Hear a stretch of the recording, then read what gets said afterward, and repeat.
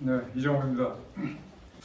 받은 제목은 북한의 핵미사일 중심으로 북한의 무기 체계와 우리의 대응인데, 저는 뭐 군사적 위협에 대한 우리 대응 방안 이렇게 제목을 달았거든요. 조금 다운시켰어요. 너무 세게 나가면 못 부를 것 같아요. 죽으나 사나 이제 지금 우리가 큰 모순에 걸려 있는 게 핵 무장하자 그러죠. 핵 무장하자는 분들이 하나같이 전술핵 재배치를 요구하면서 여의치 않으면 핵무장을 하자 그렇습니다. 둘 다 대전제나 한미 동맹을 확실히 하는 차원에서 하자 그러는데 이거는 새빨간 거짓말입니다. 왜냐? 핵무장하는 순간에 우리는 무조건 미국하고 싸워야 돼요. 근데 핵 공유를 하다가 여의치 않으면 핵무장하자 그러는데 둘이 같이 갈 수가 없습니다. 미국과 헤어질 결심을 해야 됩니다. 박정희 대통령처럼 지미 카터랑 한판 싸우면서 이런 의지가 있어야지. 지금 미국한테 모든 걸 며칠 전에도 한번 지금 북킹당에 북핵 특위가 만들었는데 거기 참여하고 있거든요. 거기서도 계속 또 한미 공조만 외교부 와서도 그러고 국정은 안 왔거나 국방부 와서도 한미 공조 와서 그 얘기하면서 어떻게 우리가 핵무장을 합니까? 못하죠. 그러니까 미국과 헤어질 결심까지 북한하고 한판 붙는 건 당연한 거고 그 정도 결심을 해야 되는데 애국하시는 분들이 그 부분을 놓치고 핵무장을 얘기하시면 나중에 스스로 모순에 걸립니다. 하나씩 설명을 드리겠습니다. 지금 그 프린트한 거에서 제1페이지 북한이 갖고 있는 핵은 이미 6차 실험까지 했으니까 수소폭탄 실험까지 했으니까 다 됐다고 보고 앞으로는 조금 더 작은 걸 만드느냐 성능 개량이니까 끝났다고 보고요. 그걸 싣고 오는 북한 미사일을 정리했습니다. 그 중에서도 장거리 미사일, 그러니까 우리를 때리는 게 아니라 오키나와에 있는 미국 제3 해병 원정군, 괌에 있는 미국 제13공군, 알래스카에 있는 제11공군, 조금 가까우면 일본에 있는 제5공군을 때리는 것이 IRBM인데, 그 다음에 미국 본토를 때리는 걸 ICBM으로 보면 되죠. 북한은 그 김길선 씨라고 탈북하신 분입니다.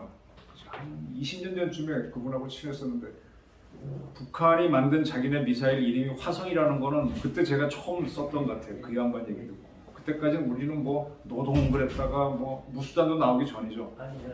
태밀 때인데 아 북한은 화성이구나 했는데 화성 시리즈가 현재 17까지 나온 것 같고요.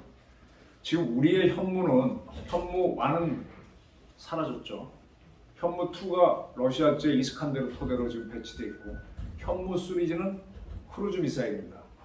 탄도 미사일과 크루즈 미사일 차이점 아시고요. 현무 4가 무지하게 무거운 탄도, 그다음에 이번에 또 뭐 9톤까지 올라가는 현무 5가 있어서 우리는 왜 이렇게 단순하냐라고 하는데 우리는 미사일을 하나 만들어 놓으면 거기서 왜 자동차 만들 때 뭡니까? 소나타 하나 만들면 19년씩, 20년씩, 21년씩 이렇게 같은 이름에서 업그레이드 해가죠. 같은 형이잖아요, 그죠? 그래서 뭐 GTX 나오고 그다음에 이제 그랜저 나오고 하는데 이북 애들은 소나타 하나 만들고 그 다음 거 만들면 그랜저라고 이름 짓고 이렇게 그 파생형들을 그래서 많은 것 같아요. 사실은 얘네들도 이렇게 많지는 않은 겁니다. 그 제일 신경이 쓰이는 게 화성 12형인데 이게 이제 이북에서 자기네들이 우리도 지난번에 여름에 쐈죠. 누리호 쐈지 않습니까? 누리호 우주 발사 위성 쏘는 건데 거기에 엔진이 5개 들어가 있어요. 큰 게. 그 엔진도 누리호예요. 누리호 엔진이고 누리호 발사체입니다. 근데 이북 애들은 이 미사일은 화성이라고 이름 짓고 요 엔진은 백두산이라고 이름 짓은 것 같아요. 백두산 발동기, 우리는 엔진이라고 그러는데 그 백두산 발동기는 지금 그 구소련이 만들었던 사상 최대의 ICBM에 들어가는 그 엔진이 영어로 RD-250인데 그게 소련 시절에는 지금 우크라이나에 공장이 있었어요. 지금 그 돈바스 지역에 있었던 거죠. 지금 러시아 차지했죠. 거기에서 RD-250 엔진을 만들었는데 소련이 붕괴되고 우크라이나가 독립을 하니까 우크라이나는 자기네 핵무기를 러시아로 다 보냈잖아요. 공장은 가졌죠. 그래서 RD-250 엔진 기술은 얘네가 갖고 핵무기는 러시아가 갖고 갔는데 이게 2014년일 겁니다. 크림반도가 러시아 반군에 의해서 러시아로 들어가죠. 그때 상당히 혼란스러울 때 그 전 같아요. 이 기술이 북한으로 갔습니다. 그러니까 지금 우크라이나 우리 도와주는 건 좋은데 우크라이나가 좀 왔다 갔다 했어요. 그래서 미국도 제대로 안 도와주는 겁니다. RD-250 엔진을 갖고 가서 걔네들이 그걸 두 개를 합쳐가지고 백두산 발동기를 만들었고 그 발동기를 붙여서 화성 12형을 만들어서 이게 성공합니다. 2017년 이게 언젠가 하면은 그 박근혜 탄핵되고 문재인이 대통령이 된 게 17년 5월 9일이죠. 그때 한참 2017년 기억하실 겁니다. 평창 올림픽 그 다음에 한다 그랬을 때 북한에서 막 미사일 쏴서 문재인조차도 미국 바지가랭이 붙잡고 늘어졌었죠. 살려달라고 그랬었죠. 그런 기억이 나실 겁니다. 그 다음에 18년에 딱 되자마자 김정은이가 유화적인 신년사 발표하니까 막 와르르 달려가면서 여정이 오고 뭐하고 세상 바뀌었다. 그때 얘네들이 이걸 성공하면서 화성 12형을 만들어 놓고 그 다음에 이제 화성 13형을 공개는 하는데 이게 가지 못해요. 13형은 다른 형태로 해봤던 것 같은데 이거는 실패합니다. 그리고 이제 이 화성 12형 백두산 발동기가 이게 핵심인데 여기에다가 우리도 보게 되면 이렇게 우주 발사체가 있으면 큰 엔진 하나 달렸고 여기 위성이 있잖아요. 근데 그거 말고 옆에 보조 엔진 조그만 거 붙이는 거 있죠. 이걸 영어로 부스터라고 합니다. 우리말로 보조 엔진. 이 보조 엔진 4개를 붙여서 화성 12에다가 쏴봅니다. 그게 화성 14형인 걸로 보입니다. 화성 13형인데 13형이고 14형도 이렇게 쏴봅니다.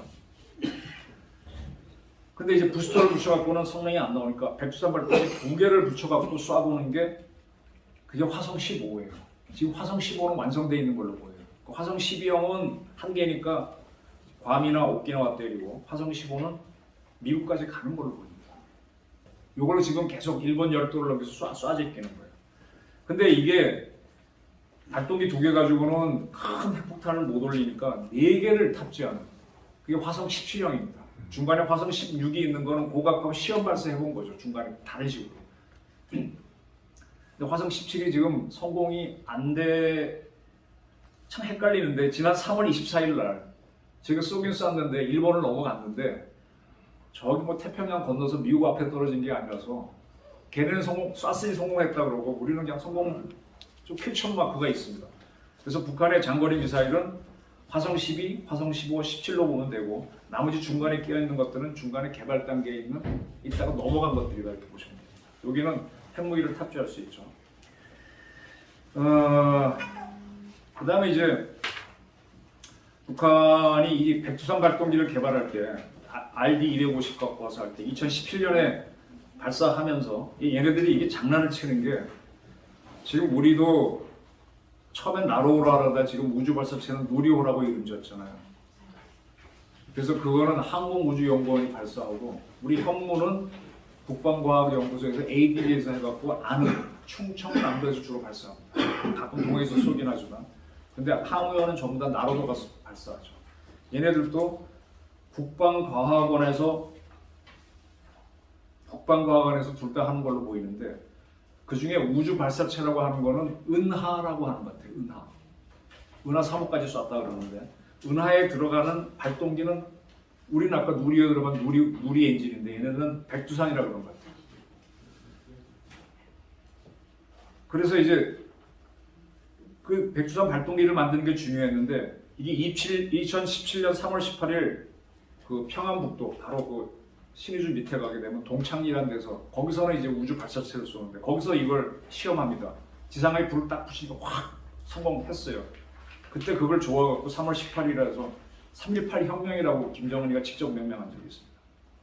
그래서 그걸 붙여갖고 4월 달에 샀다가 실패, 4월 16일 또 실패, 4월 29일 실패, 그러다 5월 14일 성공하면서 화성 12가 나오는 거죠.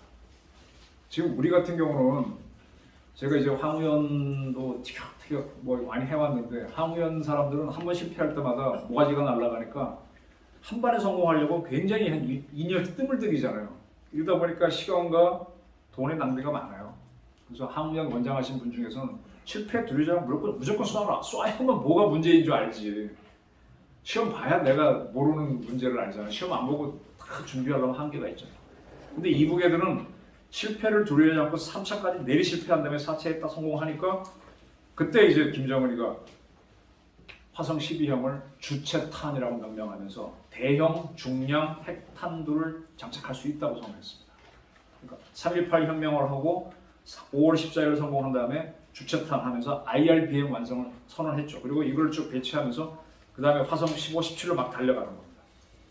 아까 말한 대로 2개 붙이면 15, 4개 붙이면 17.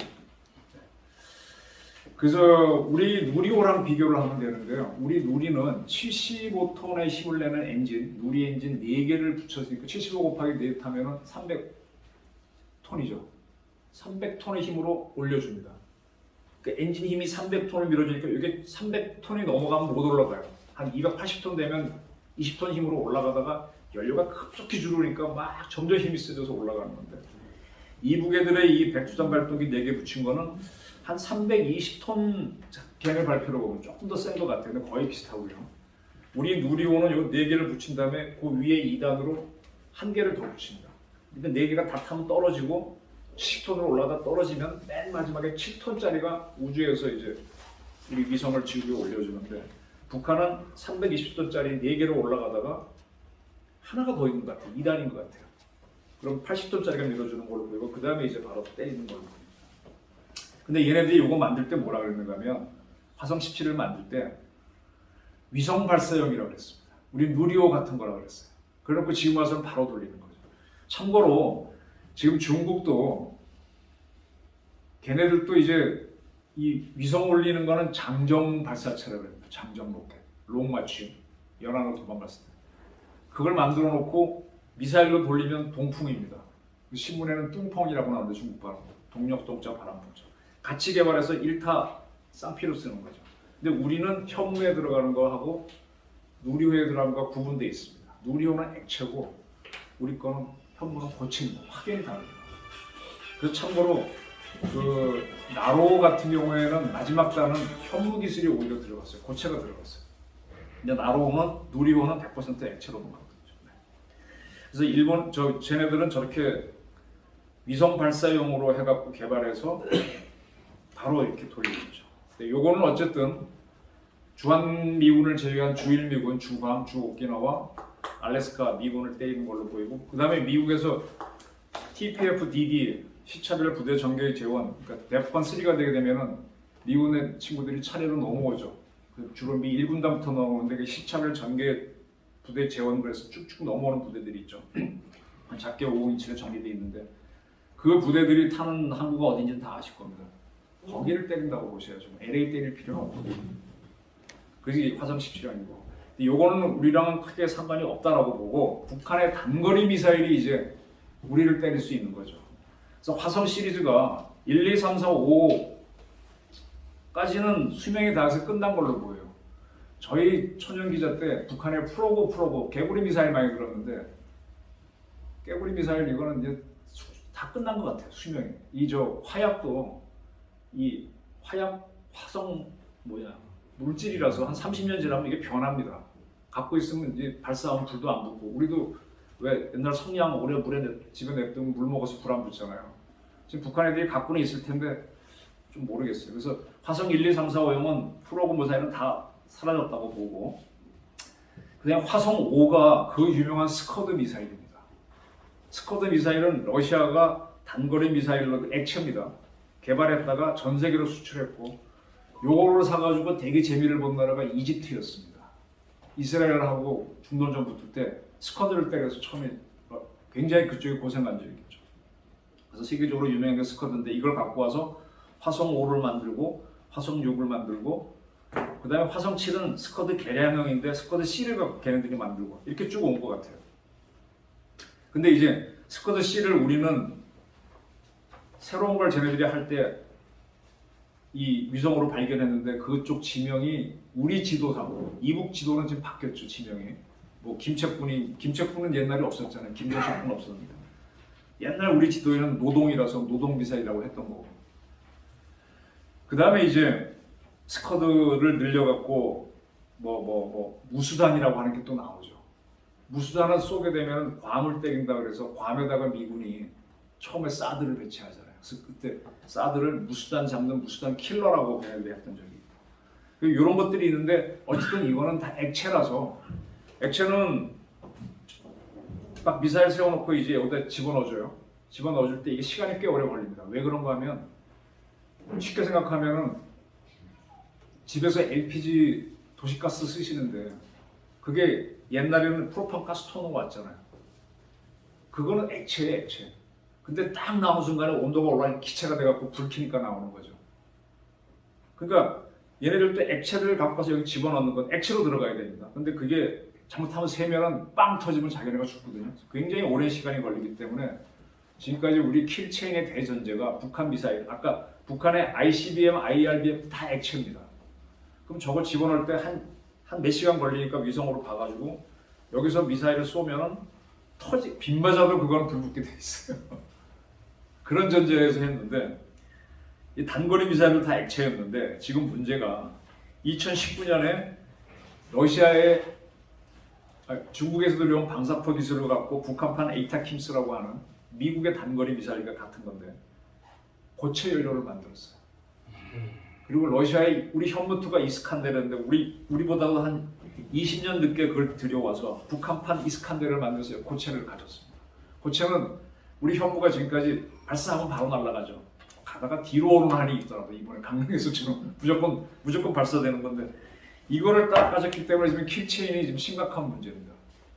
지금 킬체인의 목표는 딱 발견하고 나서 보고해서 대통령이 한 대까지 걸리는 시간은 5분 잡고 그 다음에 약간 준비해서 쏴서 때리는 데까지 20분에서 도합 30분 내에 하자는 건데 우리 최고사령관이 결심을 늦게 하시면 늦어질 수 있죠. 그리고 30분이 걸리는데 뒤늦게 발견해서 얘들이 바로 쐈다 그러면 그때 그런 한계는 있습니다. 어쨌든 30분 내에 때린다는 게 킬체인인데 이게 액체 미사일을 전제로 했는데 지금 북한 것들이 단거리가 지금 고체로 바뀌고 있다는 게 그래서 지금 자꾸 우리가 예민해지는 거예요. 그래서 윤석열 대통령이 사실은 모르고 얘기했는데 후보 시절에 킬체인 선제 타격하겠다 그랬습니다. 그러니까 거기에 대한 북한의 대응이 핵무력 정책을 만들어서 우리도 선제 타격하겠다 그런 거고 그거를 이번에 우리가 비질런트 스톰하고 하면서 UFS 울지 프리덤 쉴드 훈련하고 호흡 훈련을 하는 와중에 걔네들이 그걸 보여준 거죠. 그런 겁니다. 자, 그래서 이제 그다음에 북한은 또 요거 말고 북극성이라고 그래가지고 잠수함에서 쏘는 미사일이 또 있어요. 잠수함에서 쏘는 거는 100% 고체입니다. 잠수함에서 이게 가스 넣다가 터지면 배도 죽어요. 그래서 미국도 처음에 SLBM 만들 때는 무조건 고체로 했는데 지금 얘네들이 러시아 기술을 갖고 와서 이 SLBM을 만들었는데 지금 우리나라 언론이 굉장히 헷갈리게 보도하는데 이 어뢰는 잠수함이 깊숙하잖아요. 잠수함 앞에다가 집어넣습니다. 그러니까 옆으로 들어가도 돼요. 어뢰는. 미사일은 세워야 돼요. 그러면 잠수함이 지름이 커야 돼요. 지름이 작으면 이걸 못 세웁니다. 그럼 잠수함 보게 되면 이렇게 있다가 여기 해치 톡 튀어나온 데 있죠. 그건 사실 미사일 넣으면 안 되는데 북한이 거기다 억지로 넣어서 지난번에 한번 쏴봤어요. 근데 그게 잘 안 되는 모양입니다. 새로 해서 새 잠수함을 만드는데 그게 심포급 고래급이라고 하는 건데 그게 아직 안 되고 있습니다. 우리나라 언론은 개발했다 안 개발했다 하는데 아직 걔네들이 못 움직여요. 만들어 놓고 이게 성능이 안 나오는 거예요. 참고로 지금 우리는 장보고 1, 2, 3, 3까지 개발해서 20몇 척 취재로 가고 있는데 우리 거는 거의 100% 성공으로 하는데 이북 애들은 그게 안 되고 있습니다. 근데 미사일은 만들어 놨어요. 그래서 얘네들이 어디서 쐈는가 하면은 우리도 현무 미사일을 쏠 때 잠수함에서 쏘는 거 처음 하기 전에 바지선을 물을 집어넣은 쭉 가라앉으면 수중에서 쏩니다. 그렇게 쏘는 거예요, 이북 애들이. 원산 앞바다 쏘는 게. 그리고 지상에도 쏴봤고.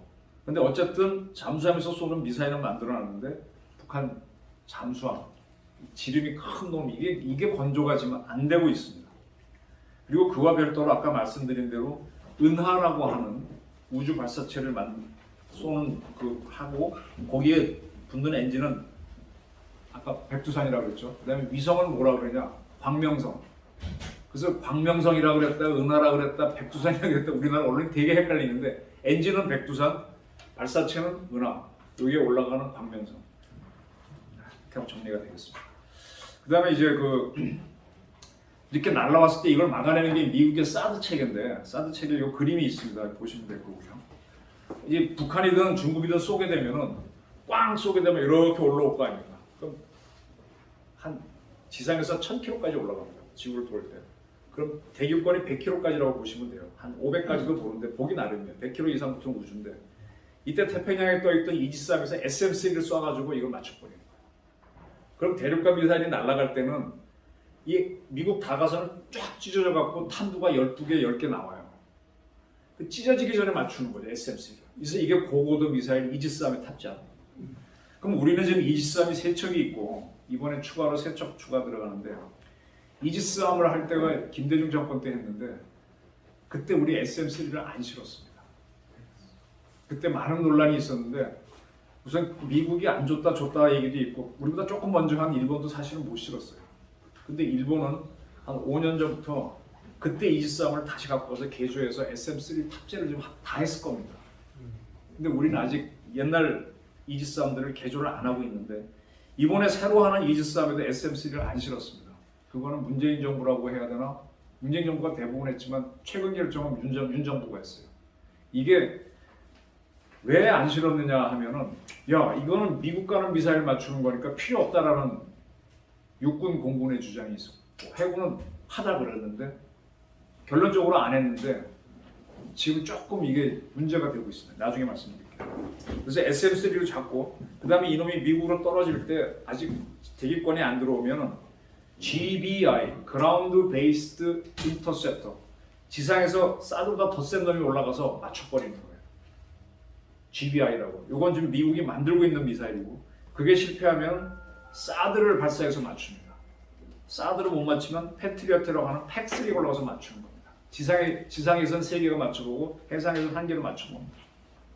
그래서 미국은 이게 ND 시스템인데, 지금 아까 태평양 지구 이야기는 오키나와의 미국 제3해병연정군, 얘네들이 항상 우리나라에 와서 포항 앞바다에서 한국 해병대랑 같이 쫙 상륙작전하는 그 부대입니다. 굉장히 공격적인 부대고, 한국에 있는 거는 오산의 7공군, 일본에는 5공군, 괌에는 13공군, 알래스카의 11공군에서 이 4개의 번호 공군이 미국의 태평양 공군입니다. 그러니까 이제 그 다음에 또 여기에 미 7함대가 일본 요코스카에 있죠. 모항으로 해서. 거기에 이지스함이 7척 정도 있을 겁니다. 왔다 갔다 하는데, 그런 부대들이 북한이나 중국이 쏘게 되면은 SM-3를 잡고 자기네 방어는 사드로 하거나 팩트리도 팩3로 하고 있는 겁니다. 그리고 그 역할을 하는 방어 부대는 뭔가 하면은 94 미사일 방공 사령부예요. 그게 2개 여단이 있는데 35 여단이 대한민국에 있고 38 여단이 일본에 있습니다. 청주에 있는 게 사드 기지가 35 방공 여단이 운영합니다. 중에 일개 대대보다 약간 작은 포대도 중대보다는 크고, 그렇게 보시면 됩니다. 그럼 나머지 포대는 어디냐? 오산에 미군 공군기지, 광주에도 약간 있죠, 군산에 있고, 그렇게 보시면 됩니다. 걔네 것만 보호하는 겁니다. 서울 보호는 안 해요. 사드가 방어할 수 있는 영역에 지금 여러분 계신 서울은 빠집니다. 한 수원까지 방어될 거예요. 부산, 광주 이런 방어. 왜냐? 미군 애들이 전쟁 나면 물자가 들어오는데, 부산에 해운대 가시면 거기 자성대 부두 가시면, 신선대 그쪽 가시면 미군 부두가 있어요. 그게 미군 물자만 글로 들어오는 전용 부두입니다. 평소에는 안 써요. 거기에 꽉 차면은 진해에 있는 우리 해군 작전사령부 기지로 들어오고, 거기에 꽉 차면 평택 2함대로 들어옵니다. 동해 1함대는 못 들어옵니다. 거기 들어와가지고 굉장히 많은 물자가 들어와야 되는데, 그런 거가 들어왔을 때 이북 애들이 미사일 쏘면 배가 꼬르륵 하면 안 되니까 사드가 부산을 막고 진해를 막고 이렇게 하도록 송주에 배치했다 보니까 서울은 빠졌습니다. 그러니까 서울은 뭘로 막고 있느냐? 팩2, 팩3로 막고 있어요. 그리고 우리가 개발한 천공2로 하고 있습니다. 사실은 좀 불안합니다. 청와대 뒷산 올라가셨습니까? 북악산 가셔갖고 청와대 바라보면서 약간 왼쪽으로 보면은 위장 천막 산꼭대기 쳐져 있는 거 있어요. 그게 팩3기지. 청와대만 막는 거였는데 이쪽으로 옮겼잖아요. 내가 남산으로 옮길 거냐 그랬더니 여기서도 된다 그러는데 잘 모르겠어요. 자, 그래서 아까 미국의 MD는 설명드렸는데 우리 KA-MD는 아까 말한 대로 SM-3가 없습니다. 그리고 GBI도 없고 사드는 미국 것만 있고 우리 건 없습니다. 우리 건 팩2, 팩3, 그다음에 천궁2만 있습니다. 그러면 핸드폰에 있어서 아이폰하고 우리 갤럭시하고는 차이가 없다고 보셔도 될 것 같아요. 근데 무기에 있어서 미제하고 한국제하고는 어떻게 보십니까? 우리 천궁2 자체가 사실은 러시아 기술을 갖고 러시아 기술을 받아서 만든 거거든요. 미국제 패트리어트 팩 기술이 아닙니다. 근데 대등하다고 하더라도 우리는 사드가 없어요. 이게 KA-MD의 한계입니다. 그래서 저는 어떤 제안을 하는가 하면은 자, 미국의 35 방공여단이 와 있고 걔네들이 자기네 미군 기지 지키니까 지난번에 스칼로폰가 연합사령관도 그 얘기했어. 야, 뭐 사드 한국이 더 갖고 와야 되다. 서울 방어하기 필요하다니까 자기는 필요하지 않잖아요. 자기는 돈 나가잖아요. 돈이 이게 몇억 달러가 나가잖아요. 그러니까 한국과하고 미국과 연동해서 레이더는 대신에 다 볼 수 있잖아요. 이북을. 그러면 서울에서는 팩3로 맞고 팩2로 맞고 여기서 사드로 맞고 같이 하자는 얘기를 했거든요. 또 우리 공군에서도 그런 얘기가 나와요. 35 방공여단하고 우리 공군의 미사일 방어사령부 묶어갖고 연합 미사일 방어사령부 만들자. 한미연합선처럼 연합 미사일 방어사령부 만들어서 그래야만 우리는 힘 안 들이고 사드 구경이라도 해보지. 성주 기지에 올라가서 어떻게 스위치 누르는 것도 구경할 거 아닙니까? 지금 아예 못 들어가죠. 핵심 기술인데 그걸 보여주나요? 네. 그래서 이제 그걸 만들자는 주장이 있는데 어쨌든 그렇습니다. 그 다음에 이제 킬 체인으로 선제 타격하는 걸 말씀드릴게요. 선제 타격하면 굉장히 좋은 것 같은데 영어로는 프리엠프티브 스트라이크라고 합니다. 요거랑 아주 비슷한 개념이 프리벤티브 스트라이크. 프리벤트는 예방하다 막다잖아요. 적국이 날 때릴 것 같아. 제가 날 때릴 것 같아서 내가 먼저 때리면 이게 예방전쟁이에요. 예방전쟁은 무조건 선제 타격을 전제로 합니다. 그 예방전쟁은 내가 핑계를 대고 적국을 침략할 수 있어요. 모든 나라가 침략이라고 안 합니다. 예방전쟁했다고 합니다. 그래서 UN, 미국이 만든 UN은 예방전쟁은 침략이다라고 이렇게 유언한정에 뭐 딱히 규정된 건 아니지만 설명은 그렇습니다. 그래서 아예 전쟁 없는 세상을 만든다는 게 UN이다 보니까 예방전쟁이 안 되면 선제 타격도 안 됩니다. 선제 타격이 안 되기 때문에 윤 대통령이 때리겠다 그랬는데 북한이 미사일 세웠다 그래서 우리한테 온다고 발표한 것도 아닌데 왜 때려? 동해로 갈 수도 있는 건데. 근데 미국이 이런 선제 타격이 안 된다는 개념으로 오다가 2001년에 9.11 테러를 당했잖아요. 받고 난다면 너무 방법이 없다. 뭐 월드 트레이드 센터 무너지고 국방부 무너지니까 안 된다 그래서 테러 세력에 대해서는 선제 타격을 하겠다 해서 프리엠프티브 스트라이크라는 개념을 강조하면서 테러와의 전쟁을 했던 겁니다. 참고로 테러와의 전쟁은 유엔이 동의하지 않았습니다. 그래서 우리 운동권들은 이라키 프리덤 워하고 아프간 워를 침략 전쟁이라고 하는 겁니다. 근데 그 전에 90년 연말에 이라크가 쿠웨이트를 침공했고 그리고 미국이 걷어내는 걸프전을 하잖아요. 그때는 이라크가 먼저 침략했기 때문에 미국이 다국주권 들어간 거는 정의의 전쟁이었습니다. 그건 유엔이 승인했고 우리도 참전했는데 이라크 전쟁할 때 우리 군 들어갔을 때 그거는 그래서 계속 노무현 때 그게 침략 전쟁에 왜 참가하느냐 그 시비가 있었던 겁니다. 근데 어쨌든 미국이 하는 거니까 그 선제 타격은 할 수 있다는 개념이 만들어졌습니다. 그 다음에 또 하나가 걸프 전쟁을 할 때 이라크 애들이 쿠웨이트 칠 때 미국이 반격을 하려고 할 때 이놈들이 대응을 한다고 포병을 쫙 모아가지고 사격은 이렇게 하는 겁니다. 아무데나 쏘게 사방으로 쏘게 되면 소용이 없잖아요. 청와대만 쏘겠다 그러면은 요 앞에는 80mm, 105mm, 155mm 미사일 놓고 맨 앞에 있는 80mm는 먼저 쏘요. 아니 미사일 먼저 쏘요. 멀리서 차례 떨어져서 한 표적이 다 같은 시간에 떨어지게 합니다. 이게 TOT 사격이죠. 타겟 온 타임. 요 타겟에 동시에 다 떨어지게 하는 거예요. 그렇게 하는 거예요. 그래서 그걸 하다 보니까 얘네들이 어떻게 하는가 하면 한 군데 이 포병들을 다 모아놓습니다.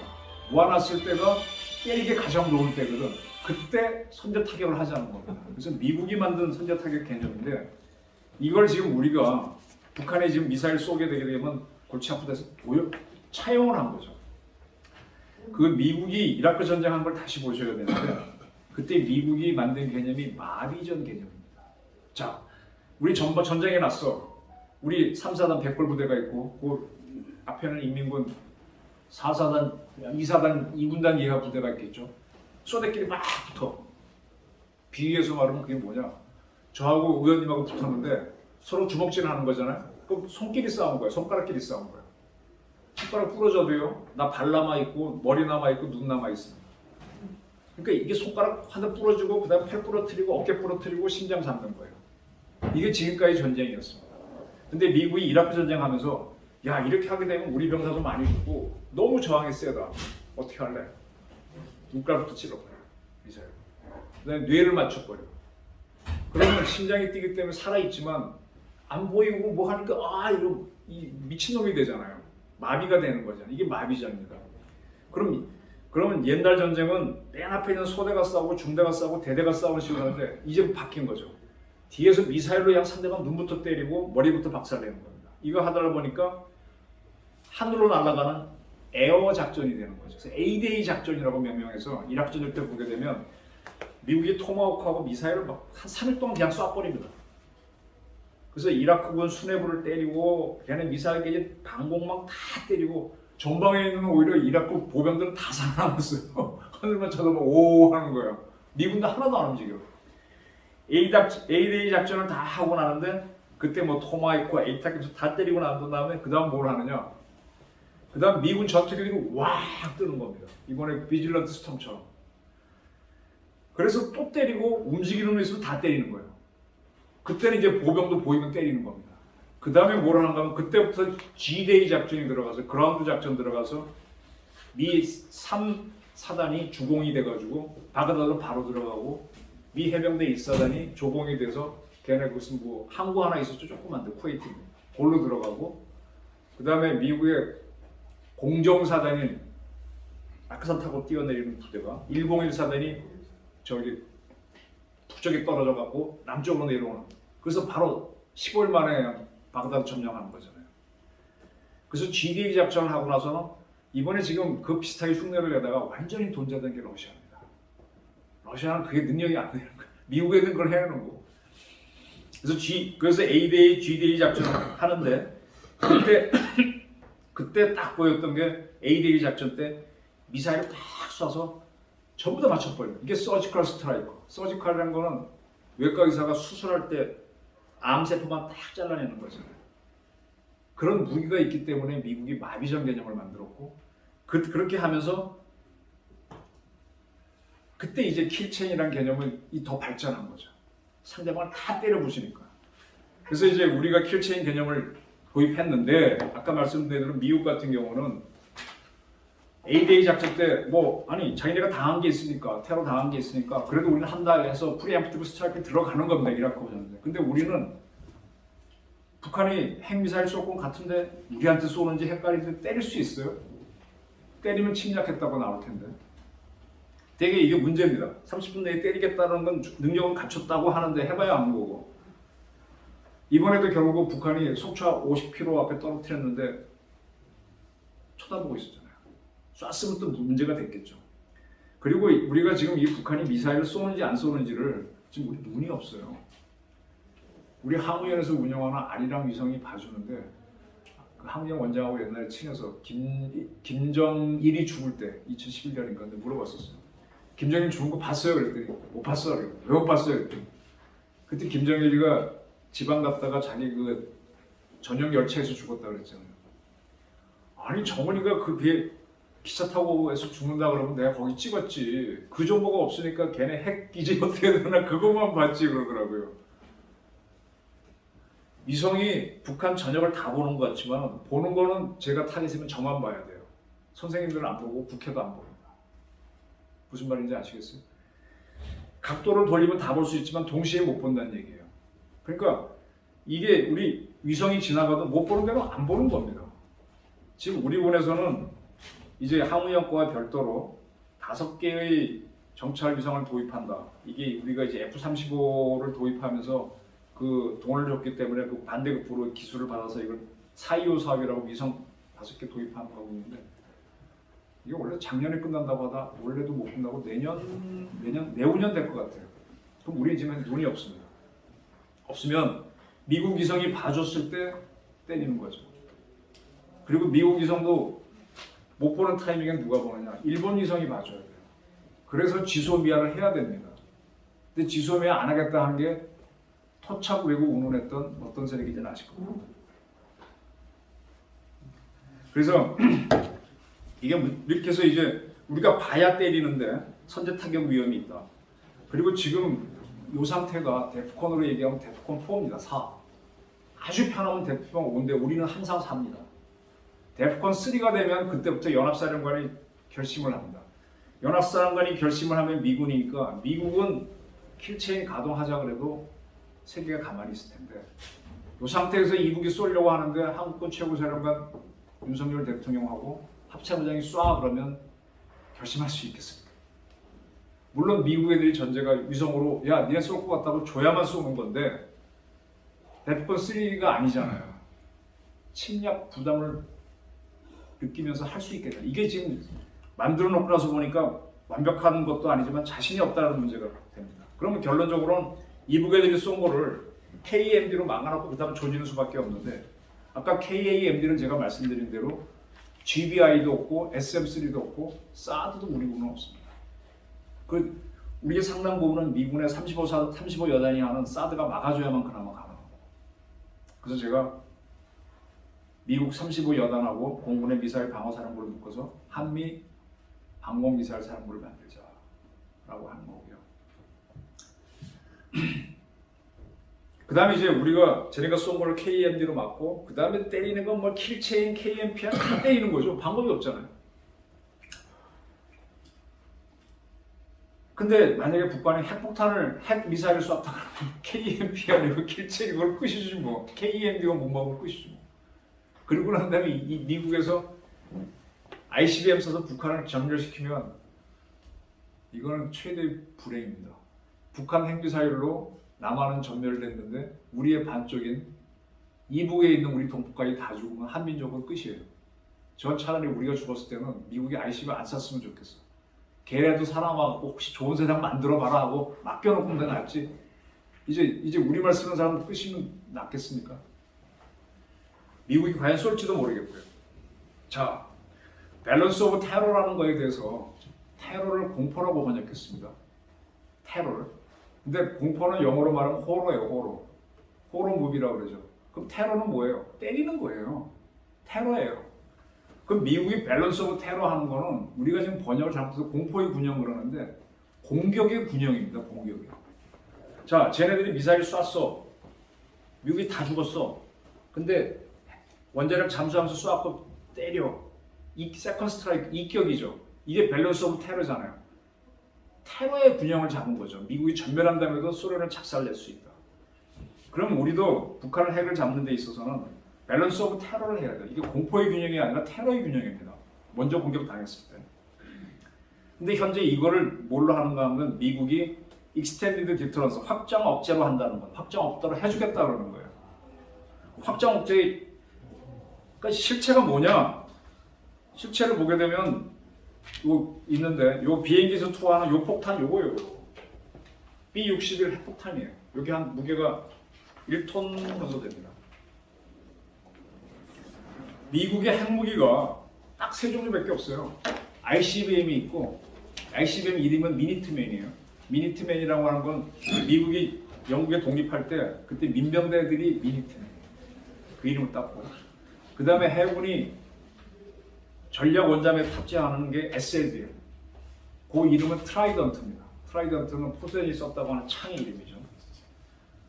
그리고 아까 비행기 투하는 요거밖에 없어요. 그러면 중간에 중거리, 단거리 미사일은 없냐? 없습니다. 왜 없냐? 이게 역사적으로 어떻게 되는가 하면 옛날에 뭐 우리나라에 전술핵도 있을 때 핵 포탄 155mm 포에 쏘는 거 핵배나 핵줄에 있었던 게 다 없어졌어요.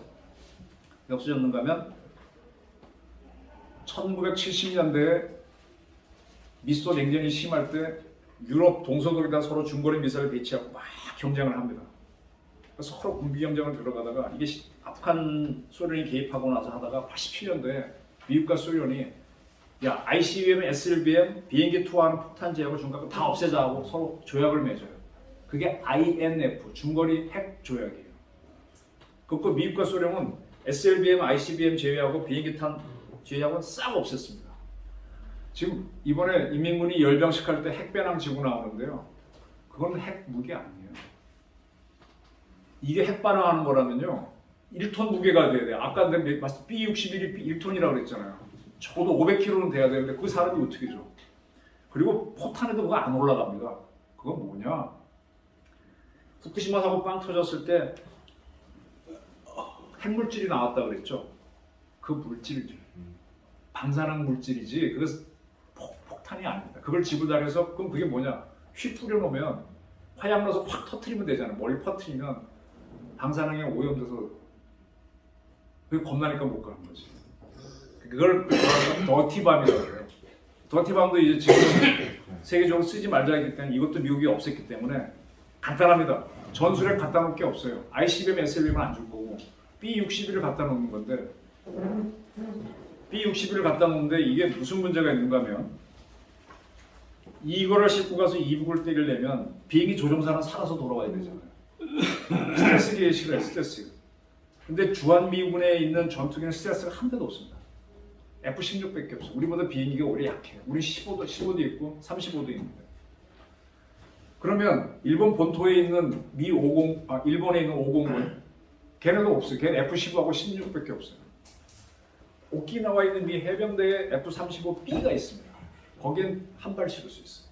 우리 F-35A는 두 발 실을 수 있고 일본 항공 자위대군 두 발 실을 수 있는데 일본 35, 우리 35는 핵무기를 실을 수 있는 장치가 아직 안 달았어요. 그거 달아서 샀으면 좀 비싸졌겠죠. 그래서 앞으로 한다면은 이걸 개조를 해야 되고, 그 다음에 이제 미군 애들이 본토에서 오는 B1, B2라든지 F-117은 가능하겠죠. 가끔 F-22가 날라오는데 F-22는 공중전용이라서 핵폭탄을 못 싣습니다. 그러면 이제 그게 현실이기 때문에 지금 미국이 여기 갖다 놓는다 그러면 F-35 부대가 여기 와야 되는데 아직 미 공군이 F-35도 걔 돈의 예산 한정을 받잖아요. 한국에 배치 못할 거고. 그럼 우리가 달고 가서 쏴야 되는데 그건 굉장히 이제 복잡한 문제가 생기죠. 그걸 풀어야 되는데 그걸 아직 못 풀고 있는 거고. 그러면 미군이 여기서 B-61을 투하한다면 F-16 달고 와서 떨어뜨려도 돼요. 지금 자세히 보세요. 유럽에서 5개 나라가 핵 공유를 하는데 독일, 벨기에 F-35 있어요? 없습니다. 거기 있는 미 공군도 F-35 없는 걸로 제가 알아요. 그럼 걔는 F-16, 라팔 이런 거에 달고 떨어뜨리겠다는 거니까 우리도 급하면 F-15K, F-16 주한미국 거 가서 하면 되는데 대신에 조종사가 못 들어올 수 있다. 그래서 어쩌면 안 할 수도 있다. 그러니까 우리가 지금 필요하다면 F-35A를 핵폭탄 투하할 수 있도록 개조하는 것도 필요하겠죠. 그래서 전술핵을 이렇게 재배치하려면 그런 문제가 있고, 더 좋은 거는요. 지금 미국하고 소련이 모든 중거리 미사일을 없앴는데 그 사이에 영국하고 프랑스는 자기 주변에 적이 없잖아요. 소련은 한참 떨어져 있었잖아요. 그러니까 얘네들은 ICBM, SBM만 가졌고 나머지 무기는 비싸니까 안 가집니다. 핵폭탄을 갖고 있으면 이게 항상 항원 항습이 돼서 보관병이 많이 들어요. 그래서 얘네들은 중거리 핵전력이 없는데 중국이 문제입니다. 중국이. 그 전에 한번 중국의 핵무기 방송 보니까 미국 가는 거는 여기, 일본 가는 건 여기, 한국 가는 건 여기, 대만 가는 건 여기 딱 표시되어 있더라고. 걔는 미국 방송을 보니까. 얘네들은 걔네 입장에서 중국, 한국, 일본 때리는 거는 중거리 전력이잖아요. 이걸 많이 갖고 있어요. 그럼 중국이 우리랑 왜 국교를 트느냐? 하시라도 한국을 작살낼 수 있으니까 마음 놓고 한국 자본을 받아들이는 거예요. 원래 강국은 그렇게 하는 거예요. 그래서 지금 미국하고 러시아가 INF를 맺고 난 다음에 야 중국 니들은 갖고 있으니 니들도 들어와 같이 맺자 그랬더니 얘네들이 안 맺겠다 그랬어. 그래서 미국과 러시아가 87년도에 중국을 빼놓고 하면 의미가 없다 해서 이 조약을 파기를 합니다. 그래서 2019년에 이 조약은 파기돼 있습니다. 근데 중국이 계속 지금 미국의 함대가 오면은 대한 미사일 발사해서 격추 다 침몰시키겠다고 그랬잖아요. 그게 바로 중거리 핵전력이에요. 이 심각하니까 그 미국이 자기네 필요를 위해서 그렇다면 니들이 그렇게 하면은 MD도 MB지만은 다시 중거리 미사일 만들어서 배치하겠다. B-61은 물론이고 그러면 우리가 핵 재배치를 할 수 있겠죠. 그게 찬스죠. 근데 그거가 올지 안 올지 모르겠는데 만약에 대만을 공격하면 아마 할 겁니다. 대만을 공격했을 때쯤에는 우리는 지금 여기 주한미군에 1개 여단밖에 없어요. 옛날에 2개 여단이 있었는데 노무현 정부가 평택으로 미군 기지 옮기면서 민족 자주성 어쩌고 하면서 동의해 준 게 그 중에 한 개 부대는 이라크 전에 갔다가 돌아온다 뭐 이렇게 해서 빼버려갖고 1개 여단밖에 없는데 상당히 중장비 쓰는 큰 부대가 있었는데 이번에 그 부대가 장비는 그대로 두고 싹 빠져나가고 새로운 부대가 왔는데 스트라이커 여단이 왔어요. 굉장히 가벼운 부대가 왔어요. 이거는 비행기에 딱 타고 항상 날아갑니다. 그래서 미국 애들이 스트라이커 여단 배치한 거 보니까 대만 전쟁 나면은 주한미군 투입하려고 하는구나. 그럼 우리는 가지 말라 하면 싸움이 벌어질 텐데 아마 동의해 줘야 될거나 동의하는 조건으로 전술핵 재배치 내지는 이걸 요구해야죠. 아니면 우리 핵무장 허용하는 전제하에서 가라. 그러니까 모든 걸 조건을 걸고 싸워. 난 미국과 헤어질 결심하라는 거예요. 친밀을 유지하면서. 그래서 이제 가장 좋은 거는 미국하고 중국의 싸움이 치열해져 갖고 미국이 여기다 전략 중거리 미사일 배치하면 우리는 그런 밸런스 오브 테러를 잡으니까 핵 균형을 잡으니까 좋죠. 그때쯤은 B-61 오는 거는 문제가 아닐 거고요. 근데 그런 날이 오겠습니까? 안 오니까 지금 제가 이제 방송에서 주장했던 게 이번에 북한이 울산 쪽으로 미사일 쐈다 그러는데 우리는 그런 적 없다 그러고 있지 않습니까? 저는 이번에 북한이 일본 열도를 넘겨서 쏘는 걸 보면서 우리를 겁주기 위해서 한반도를 정확히 남북으로 관통해서 저기 제주도 남쪽 공해에 떨어지게 하면 너무 높이 쏴버리면 우리 미군 쏴도 못 맞추고 우리 패트리어트 팩 총은 쳐다보지도 못해요. 대신에 우리 개망신이지. 쏠 줄 알았거든. 근데 울산으로 쐈다 그러는데요. 그럼 이때 요걸 잡을 수 있는 게 SM3밖에 없는데 어쨌든 우리는 그걸 도입 안 했어. SM3가 있으면은 여러 가지로 가능하죠. 그리고 이제 우리가 KAMD가 한계가 있어서 한미 연합 미사일 방어사령부를 만들자 그러는데 이거 만들기 전에 가장 돈 안 들이고 하는 건 미국 MD에 참여하는 겁니다. 무조건 참여하는 겁니다. 일본이 참여했잖아요. 근데 우리 DJ 때부터 지금까지 그건 절대로 안 된다 그러는데 왜 지금까지 보수 정권 2개가 지나갔는데 그걸 안 하는지 모르겠어요. KAMD는 지금 안 되잖아요. 일단 그거 하고 그 다음에 이제 조선일보 유영원 기자가 계속 주장한 게 사축 체계였습니다. 지금까지 그림을 보게 되면 미사일 팍 쏘면은 여기서 한번 맞춰보고 여기서 맞추고 여기서 맞추고 이게 MD잖아요. 항상 미사일이 오른쪽으로 날아가는 식으로 그려요. 오른쪽에서 다 막아내는데 왼쪽에서 이게 잡는 방법이 없냐? 영어로 발사가 론치죠. 왼쪽은 레프트죠. 레프트 오브 론치가 나오는 거야. 여기서 잡으면 되잖아. 이게 뭐냐? 사이버전으로 올라가서 맞춘다거나 레이저로 맞춰버리면 북한이 폭탄 떨어지잖아요. 유영원 기자는 지금 얘기하는 게 여기다가 이제 사이버전을 걸어서 아예 마비시키자. 참고로 이스라엘 모사드는 한 몇 년 전에 이란 핵 기술자들이 퇴근길에 차가 터져 죽어요. 그 테헤란도 교통체증이 있는 모양인데 딱 차가 서 있으니까 오토바이가 와서 뭐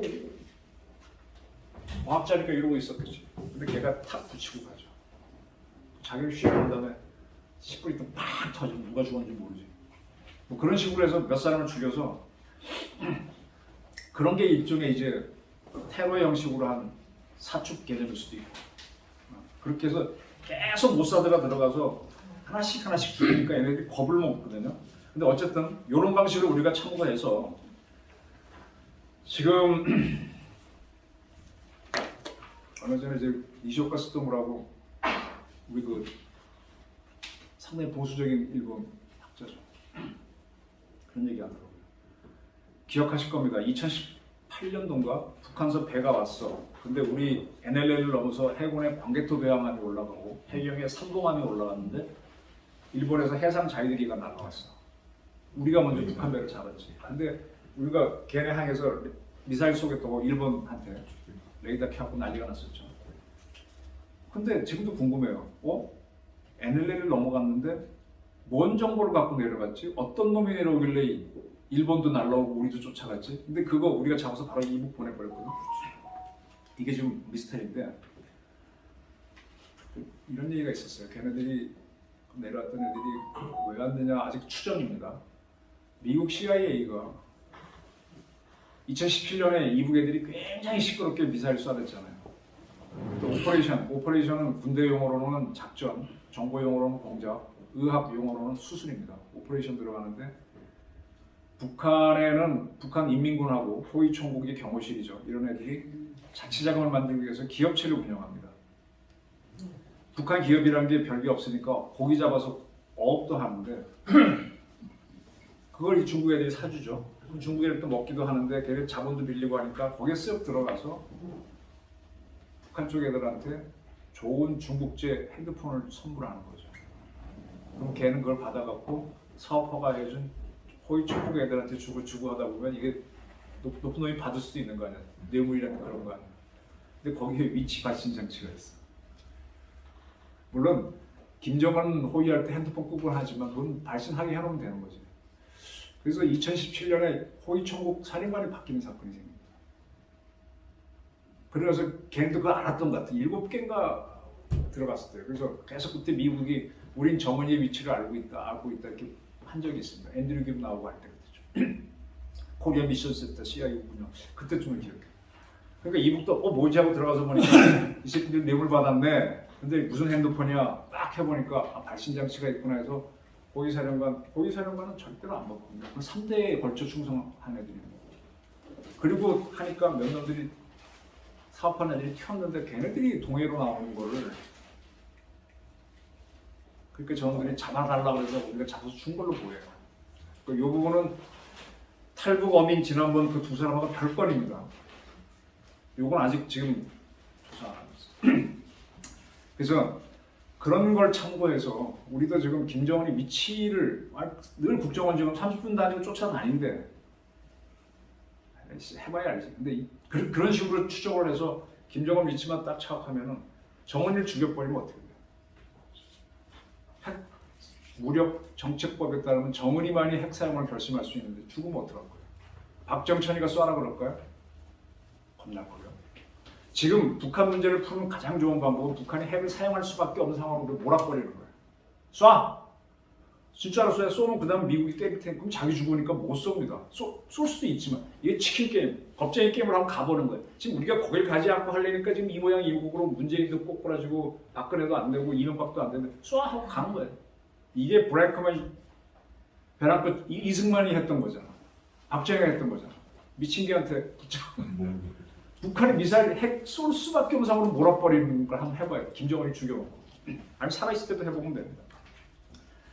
그리고 이제 미국이 아까 잠깐 얘기하셨는데 원래 8월 달에 바이든 대통령이 발표했죠. 알카이다의 오사마 빈 라덴 죽고 난 다음에 알 자와히라가 리더였는데 아프간에 서 있을 때 그냥 리퍼 무인기에서 팍 짝대기를 던졌는데 짝대기가 날라오고 화살이죠. 화살. 칼이 촥 나와서 사람을 수직을 잘라 폭약도 없어요. 폭약. 물론 그 오면서 그 친구 담배 피러 나왔던 것 같은데 베란다는 무너졌겠지. 안방에 있는 사람도 멀쩡했어요. 그 2년 전에는 이란 특수전사령관, 우리로 얘기하게 되면 육군 특전사 사령관이 몰래 이라크에 왔는데 그때도 차에 타는 걸 그냥 밤중에 그 차만 막살을 했잖아요. 불나니까 옆차에서 막 튀는 게 적외선 사진에 나오긴 하는데 걔는 안 죽으니까 튀었지. 운전수는 죽었겠지. 이게 지금 미국이 무인기 가지고 이 결국 위치가 다 확인되니까 뭘로 확인하는지 모르겠어요. 아까 그런 스마트폰 공작을 하는지. 근데 지금은 여기 계신 분들도 얼굴 한번 찍으면 안면 다 확인된다며. 내가 이러고 다니는 것도 아닌데 어떻게 보이냐 그랬더니 다 보인다며 이러고 다니는데 모르겠어요. 근데 그 위치 얼굴 확인해서 그걸 꼭 미국이 2번 성공 확실하게 시켰거든요. 그러면 그거를 우리도 지금 글로벌 호크 무인기를 들여왔지 않습니까? 그리고 한국이 지금 AI 사업이 굉장히 강국이잖아요. 아까 유영원 기자 사축체계에 따라서 사이버전을 한번 걸어볼 만한 실력이 될 것 같아요. 돈 주면 됩니다. 돈하고 시간 주면 돼요. 예산을 주면. 두 번째로 김정은 제거 작전을 하기 위해서 안면 인식 기술. 저도 지금 핸드폰 인터넷 배팅 안면 인식 하지 않습니까? 밤에 그걸 이렇게 보니까 하던데. 만들고. 그럼 이걸 가지고 김정은을 제거해서 핵 사용해봐라 하고 몰아보는 거죠. 저는 이걸 오축책이에요. 근데 지금 문제는 지금 국정원이 김기현 씨가 외교부 출신이라는데 제가 가만히 보니까 우리나라의 가장 중요한 외교는 미국하고 외교고 두 번째는 일본하고 외교, 세 번째가 중국하고 외교. 뭐 중국, 일본은 바뀔 수도 있어. 이 미일중하고 외교는 특히 중요한 미국과의 외교는 외교부가 하는 게 아니에요. 국정원이 하고 국방부가 합니다. 그래서 잘 아시겠지만 전두환 대통령이 취임하고 제일 먼저 레이건 만날 때 레이건 만나게 해준 사람이 외교부 장관인가요? 유병헌 합참 연합사령관 출신이 가서 했어요. 밑에서 시키니까. 한미 공조라는 게 군에서 이루어지고 정보부대가 하는 거지. 그리고 일본 외교도 국정원들이 가서 안기부가 가서 이제 대북 공작 차원에서 해왔던 거예요. 중국도 마찬가지예요. 황제영 망명할 때 외교부가 뭐래? 국정원이 하는 거지. 근데 이 국정원의 이 공작하고 외교는 확실히 달라요. 공작은 기자들이 좀 공격적인데 공격적인 사람들이 하는 거고 외교는 부드럽게 합니다. 근데 이 외교관 출신을 국정원장 앉혀놓으니까 이게 좀 약한 것 같아요. 두 번째, 감찰실장이 외교 원장만큼 센데 민변 출신이에요. 이 양반이 뭐 계약한 게 있어서 나 아직 임기 남았다고 버티고 있는데 감찰실은 다 정보가 모이는데 지금 국장 인사 다 했어. 단장 인사 했어. 처장 인사 하고 나서 브레이크 걸리는 것 같아요. 인적 청산이 안 되니까 지금 이 국정원이 대북 공작이 지금 안 하는 것 같아요. 법상으로도 문제가 있긴 하지만 지금 굉장히 공격적으로 지금 김정은 위치를 확인해서 해야 되고 그걸 들어가야 되는데 지금 경찰이 왜 이렇게 무너져요? 내 상상입니다. 이상민 씨가 행안부 장관이야. 이 사람 출신이 뭐야? 판사죠. 판사는 사건 일어나면 제일 먼저 들어가는 게 누굽니까? 경찰, 두 번째 기자, 세 번째 검찰이 수사하고 네 번째 판사가 판단하죠. 판사는 다 된 거 마지막에 판단해요. 터졌을 때 들어가는 경찰이나 기자는요 뒤죽박죽이에요. 막 뭐가 뭔지 모르겠어. 사람 몇 명 죽은지도 막 치다 보면 틀리고 막 그러면서 이 사람들은 배우는 거기 때문에 빠릅니다. 그래서 우리는 좀 공격적이고 검사도 그런 대로 공격적인데 그럼 한 발 늦지. 윤 대통령 보면 자기 스스로 느리다 그러잖아. 자기 그랬잖아. 자기 엉덩이 수사가 앉아서 했다 그러잖아. 그러다 이번에 깜짝 놀라서 지금 경찰을 질타하고 이제 조이기 시작하는데 판사는 더 늦어요. 근데 경찰국을 만들고 할 때 내가 보니까 아이씨 저렇게 해서 되겠다 하다가 늦지 않습니까? 그래서 이 더 늦은 게 외교관입니다. 근데 국정원 공작 파트에서는 굉장히 빠릅니다. 그리고 온갖 방법, 돈도 하고 뭐 모든 방법을 다 쓰지 않습니다. 근데 그게 지금 정상화가 안 돼 있다는 게 경찰이 그게 안 돼 있다가 이번에 터지니까 으악 하고 무너지는데 국정원도 지금 뭐가 터지지 않아 그렇지 나는 지금 굉장히 취약하다고 봐요. 난 이걸 국가안보실에서 한번 확 잡았으면 좋겠는데 안 터지니까 가만 냅둬. 윤 대통령 지금 터지고 나니까 어제 그렇게 화를 내고 이제 감 잡은 거잖아. 뭐가 나도 지금 늦었구나 하는 걸 아는 거지. 6개월 허비한 겁니다. 건경군을 딱 쥐는 거는 집권 초기에 바로 했어야 되는데 이제 터져서 이제서야 하는 거라고. 문재인에 비하면 지금 몇 달이 늦은 거예요. 그때는 이 누구야 서울중앙지검장을 총장 대행하라 그러면서 특활비 가지고 검찰 하루아침에 갈아치웠잖아요. 되게 느린 겁니다. 근데 국정원이 이제 되게 느리고요.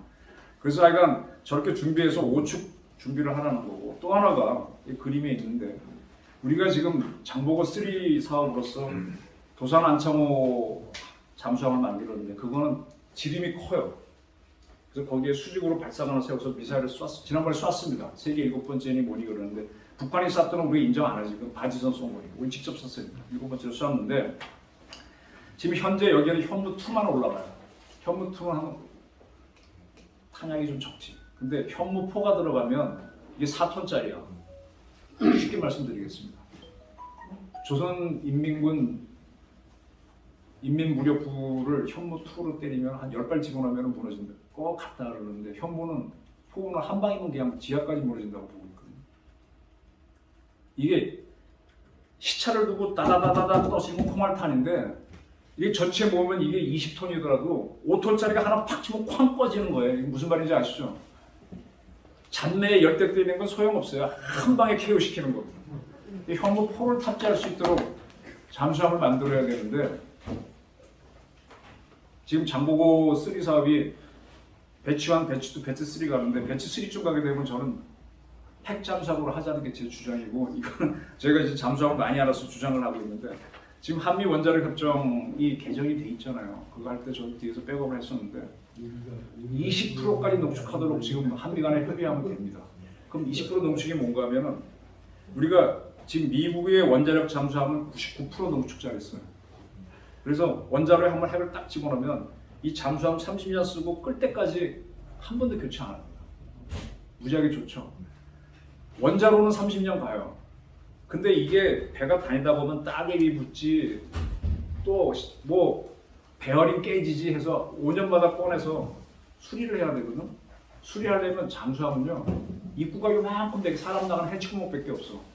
수리를 못해서 어떻게 하느냐? 자릅니다. 생선 투망 되듯이 잘라가지고 거기서 부속 꺼내야 돼. 이거를 오버홀이라고 합니다. 어차피 원잠도 오버홀을 해. 원자로만 손 안 되지. 그래? 그럼 원잠도 그렇지. 오버홀을 할 때 20% 농축자리는 30년 못 쓰고 한 5년 쓰니까 그때 교체하면 되잖아. 이게 한국형 무역 원잠의 개념입니다. 이해되십니까? 20% 농축자리도 충분히 원잠이 될 수 있습니다. 이거를 문재인 정부에서 하겠다 그러다가 안 했습니다. 근데 윤 정부도 지금 안 하고 있어. 이거 하라는 거예요 지금. 오축 개념 보강하기 위해서. 그래서 미국이 SLBM 갖고 밸런스 오브 테러 이격해갖고 소련하고 균형을 딱 테러할 수 있는 균형을 잡았는데 우리도 비핵무기로 이걸 잡아야지.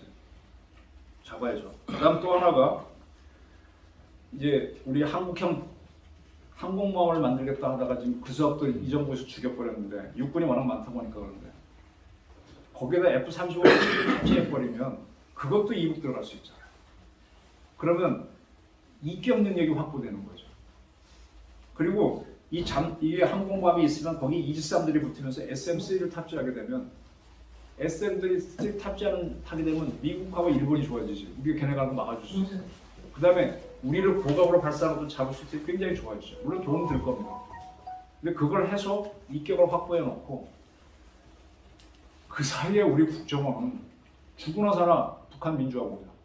제가 지금 농담삼아 제의한 게 북한이 미사일 쏘니까 전방 이런 기지에다가 김정은 사진 걸게 그림 걸어놓고 이것도 한번 맞춰봐. 정은이 얼굴에 김일성 얼굴에 이것도 한번 맞춰봐.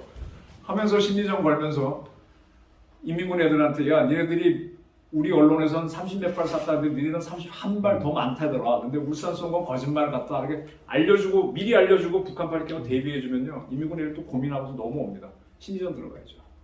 그리고 제 꿈은 님을 위한 행진곡이 참 좋은 노래예요. 제 대학생 때 저도 뭐 산에 가서 많이 불렀는데 그 님을 위한 행진곡을 부른 게 한국형 데모죠. 한국형 팝, K-팝, K-컬처 수출하고 있죠. K-데모 수출하자. 동유럽만 수출하지 말고 북한에 수출하자. 우리 K-음악이 북한 애들이 노래 부르고 있잖아요. 한 20년 늦게 김동건 아나운서가 한 옛날 뽕짝 부르고 따라하듯이 K-데모 수출해서 김책공대 애들하고 김대 애들이 스크럼 짜고 나오면서 김정은 타도하게 만들어요. 왜 스카이는 하는데 걔는 못하냐 이거예요. K-팝, K-데모 수출하자. 임을 위한 이 공작을 누가 하느냐? 국정을 해야지. 그렇게 하게 되면 아까 이격 능력 갖추고 오축 갖추고 이게 결국 누가 했는가 하면요. 독일의 비행기가 있습니다. 그래서 그 CIA랑 같이 해갖고 라이프치히에 있는 성 니콜라이스 교회에서 촛불 시위가 시작되면서 호네코 정권이 무너지고 동유럽이 붕괴되는 거거든요. 지금 중국 문제를 풀려면 북한을 붕괴시키면 이 여파로 무너집니다. 그래서 저는 북한의 핵 미사일 전략에 대해서 제가 생각하는 방법은 이것이라고 한번 제의해 봤습니다. 정치적으로.